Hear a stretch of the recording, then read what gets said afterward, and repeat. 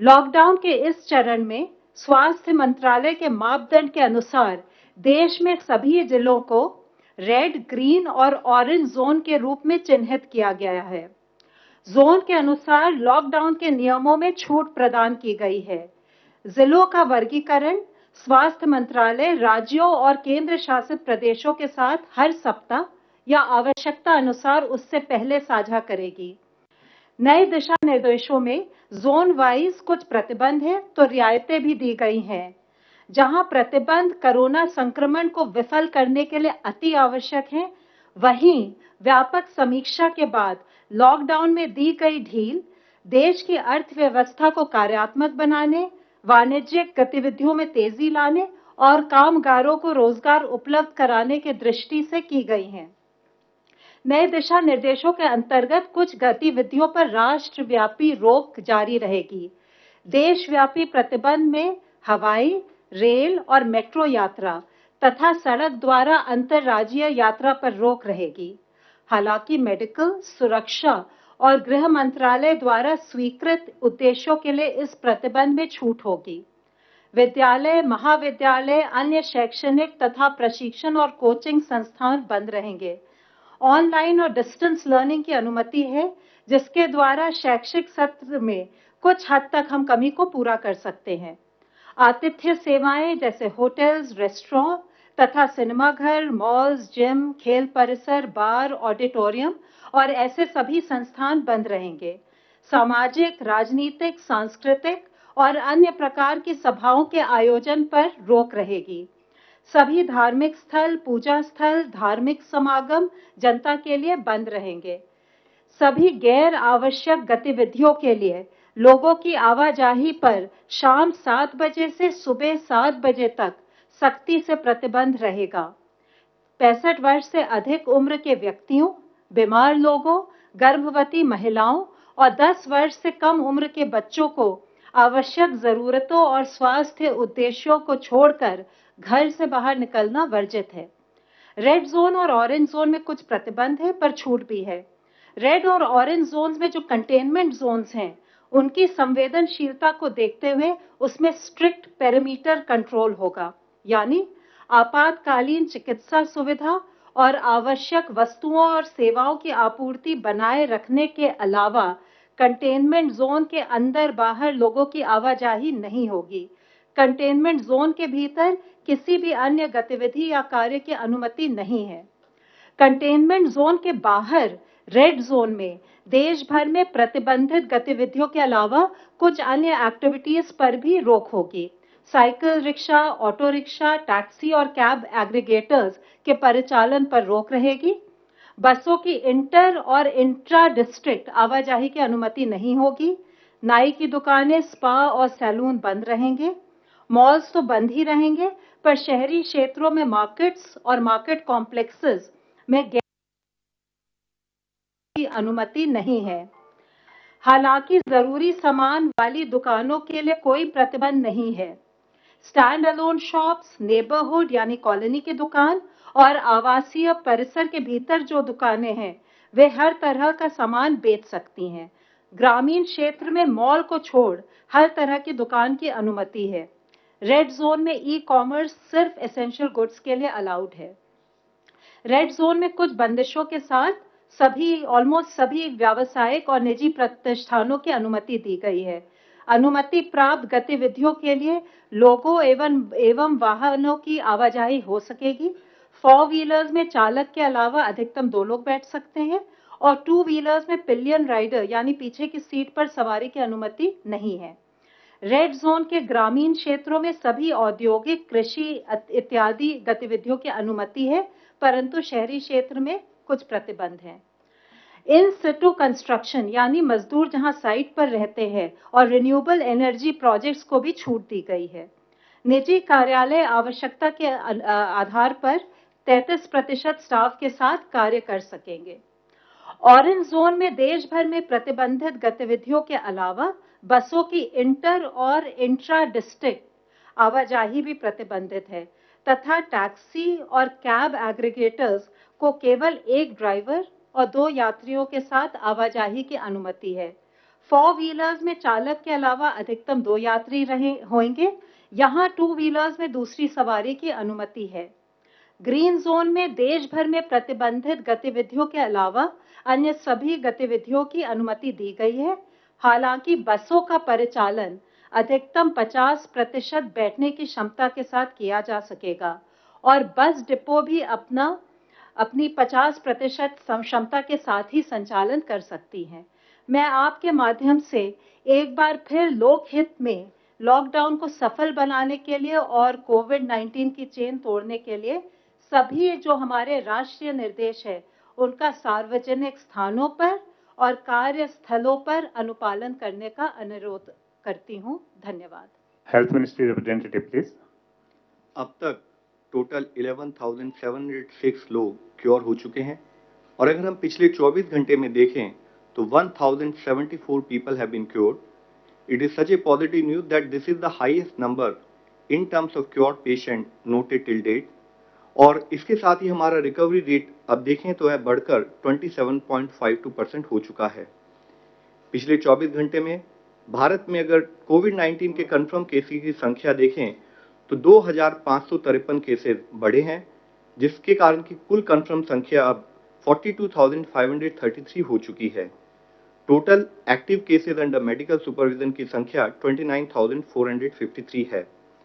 अगर हम सभी अपने क्लोज केसेस को डेटा के बेसिस पर एनालिसिस करें और एक आउटकम रेशियो कैलकुलेट करें, आउटकम रेशियो मींस कि जो हमारे केसेस क्लोज हो चुके हैं उनका आउटकम, यानी कि क्या वो रिकवर हुए हैं या डेथ रिपोर्ट हुई है, उसके टर्म्स में मेजर करते हैं।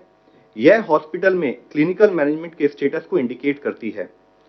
तो इससे पहले हम लोगों ने 17 अप्रैल में जैसे बातचीत की थी तो पाया था कि देश में आउटकम रेशियो 80:20 नोट की गई थी और उसके कंपैरिजन में अगर हम आज का डेटा देखें तो पाते हैं कि हमारी आउटकम रेशियो बढ़कर 90:20 नोट की गई है, जो कि 17 अप्रैल के डेटा से इंप्रूवमेंट के रूप में हम देख सकते हैं। ये वैसे तो जैसे हम हमेशा बात करते हैं कि देश के लिए हर एक डेथ कंसर्न का विषय है, इसीलिए जरूरी है कि हम कोविड के ट्रीटमेंट की डीपर अंडरस्टैंडिंग डेवलप करें, फोकस करें कि हम अपने इस आउटकम को और बेहतर कैसे बना सकते हैं। आज जैसे कि लॉकडाउन हमारे देश के कुछ हिस्सों में स्टैगर्ड मैनर में ईज हो रहा है, तब हमारे लिए जरूरी है कि हम ये इंश्योर करें कि रिगरस कंटेनमेंट मेजर्स वहां लिए जहां पर कि केस पाए गए हैं। हम ये इंश्योर करें कि जितने भी हमारे केस हैं उसका इफेक्टिव क्लिनिकल मैनेजमेंट हो और साथ ही हम इन्फेक्शन प्रिवेंशन और कंट्रोल पर भी अपना फोकस रखें। ऐसे पैंडेमिक्स में इससे पहले भी हिस्टोरिकली यह नोट किया गया है कि अगर सोशल डिस्टेंसिंग का रिलैक्सेशन, यानी कि जब हम सोशल मोबिलिटी अलाउ करते हैं उस समय पर सही ढंग से पालन ना हो और रेस्ट्रिक्शन को सही ढंग से इस्तेमाल ना किया जाए तो suddenly disease transmission rate increase हो सकता है। इसलिए लॉकडाउन के बेनिफिट्स को बनाए रखने के लिए हमें सबको मिलकर यह इंश्योर करना होगा कि हम सब अपनी सोशल रेस्पॉन्सिबिलिटी को समझें और लॉकडाउन ईज होने के समय पर भी सभी प्रोटोकॉल्स और गाइडलाइंस का डिलीजेंटली पालन करें। There is a very fine line, complacent होंगे तो फिर से केसेस की संख्या बढ़ सकती है। दूसरी ओर जिन जिले में केसेस अभी तक रिपोर्ट नहीं हुए हैं वहां पर अगर केस आएंगे तो वहां पर फिर से रेस्ट्रिक्शन लागू की जा सकती हैं। हम एक नए नॉर्मल में ट्रांजिशन कर रहे हैं। जरूरत है कि हम सब लोग सावधान रहें, सजग रहें और सतर्क रहकर कोविड-19 से निपटने की अपनी तैयारी को इसी स्पीड और मोमेंटम के साथ बढ़ाते रहें। हमें पब्लिक स्पेसेस में कंपल्सरली फेस मास्क या कवर्स को यूज करना है। इवन आउटसाइड कंटेनमेंट जोन में भी हमें सभी प्रिवेंटिव मेजर्स और सरकार द्वारा दिए गए दिशा निर्देश का पालन करना है। इसेंशियल आइटम्स को भी खरीदते समय या कॉमन एरियाज में किसी से मीटिंग करते समय भी जो रिलैक्सेशन वाले एरिया हैं वहां पर भी हम भीड़ भाड़ से बचें। लेटेस्ट फिजिकल डिस्टेंसिंग मेजर्स का पालन करें। हैंड हाइजीन, एनवायरमेंटल हाइजीन और रेस्पिरेटरी हाइजीन जैसे प्रिवेंटिव मेजर्स को हमें डिलीजेंटली फॉलो करने की जरूरत है। जैसे कि माननीय प्रधानमंत्री जी ने कहा है कि जरूरत है कि जान भी है जहान भी है, और उसको सुनिश्चित करने के लिए आज जब हम लॉकडाउन को थोड़ा रिलैक्स कर रहे हैं तो जरूरत है कि हम सब लोग मिलकर इस दिशा में प्रयत्न करें कि हम लॉकडाउन ईज करने के समय पर भी अपनी सोशल रेस्पॉन्सिबिलिटी को समझते हुए इस तरह से इंश्योर करें कि केसेस की संख्या ना बढ़े। Please help us to help you. धन्यवाद। फ्रेंड्स, आज हमारे साथ हैं चेयरमैन एम्पावर्ड ग्रुप 6। तो मैं रिक्वेस्ट करूंगा सर से कि वो आपको अपने एम्पावर्ड ग्रुप के बारे में ब्रीफ करें सर। मैं एम्पावर्ड ग्रुप 6 जो कि सिविल सोसाइटी ऑर्गेनाइजेशंस, एनजीओज, सारे development partners, industries, international organisations से डील करता रहा है, मैं उसका चेयरमैन हूं। और इस ग्रुप ने जो काम किया है इसके बारे में मैं एक लिखित प्रेस रिलीज दे रहा हूं।